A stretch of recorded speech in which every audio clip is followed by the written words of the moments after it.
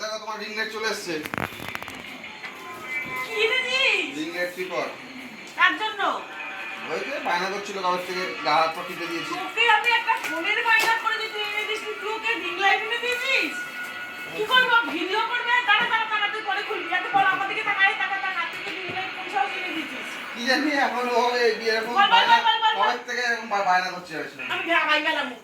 আগে কর, তুই আমাকে আমার ফোন কবে দিবি? তোর ফোন দেবো ওখানে। কবে কবে কবে? না না, বিয়ে করি। তুমি এরকম করছো কেন? তুই সাহস কি করে, ও কি করে বাড়ির তোকে এই রিং দেখ লাইট এই দেখ কি কর রিং লাইট। বলছি ও পয়সা খরচা করেছি, এরবেলা ওর নাকি পয়সা নেই, এদিকে আমার থেকে টাকা ধার করে নিয়ে যায়। দেখেছিস? এত কিছু বলছি তোমার এত হিংসা হচ্ছে কেন? সকালবেলা ফল আনতে গেছে আমার থেকে 200 টাকা নিয়ে, ওর কাছে নাকি পয়সা নেই, এদিকে বইয়ের বেলা রিং লাইট কেনার জন্য ওর কাছে পয়সা আছে? হ্যাঁ, রিং লাইট কেনার জন্য কত কিছু করতে হয়েছে তুমি জানো? বড় ভালো না তো ভুলে যা, তুই কেন এনে দিলি আমাকে এটা বোঝা। দেখি এরপরে যদি কথা না শুনে আর এনে দেবো না, আর কোনো কিছু করে দেবো না। এতে আমার 200 টাকা দে, 200 টাকা সকালে নিয়ে এই যে দিলি রিমোট। আবার রিমোটওয়ালা, আবার রিমোটওয়ালা। হ্যাঁ দেখ না। এদিকে আয়। আবার রিমোট নিতে হবে, এমনি নিলে হবে না। না দোকানে ওখানে এক্সট্রা আছে, রেখে দাও। রিমোটের ব্যাটারি কোথায়? ব্যাটারিতে লাগাই। দিদির কিন্তু একদম হিংসা হয়ে যাচ্ছে, দেখো মুখটা দেখো, মুখটা খালি দেখো না, কষ্ট হচ্ছে বাবু। বাবার কাছ থেকে এই পয়সা আমি তুলে ছাড়বো, এরকম দিলে লেখো। কষ্ট তো হবেই।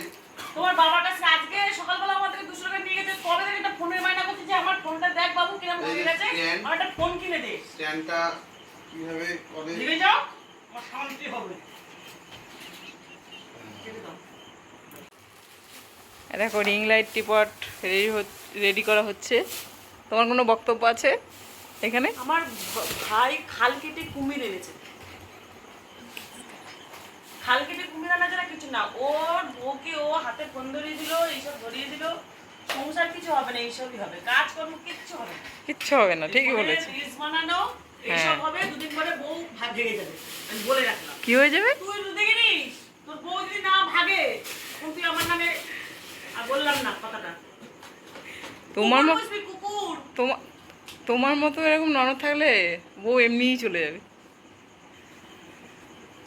তোর শ্বশুর দিয়ে তোকে পয়সা কিছু? হ্যাঁ, তুই কিছু জিজ্ঞাসা করছি বাবু? এমনিতে তো 40 বছরের একটাকে বিয়ে করে নিয়ে এসেছিস, 40 বছর বয়স ওকে দিয়ে দেবে। তাহলে আমাদের মোবাইলটা কিনে দিলি কেন? মোবাইল কিনে দিলি কদিন আগে। করছে কি বলবো বল।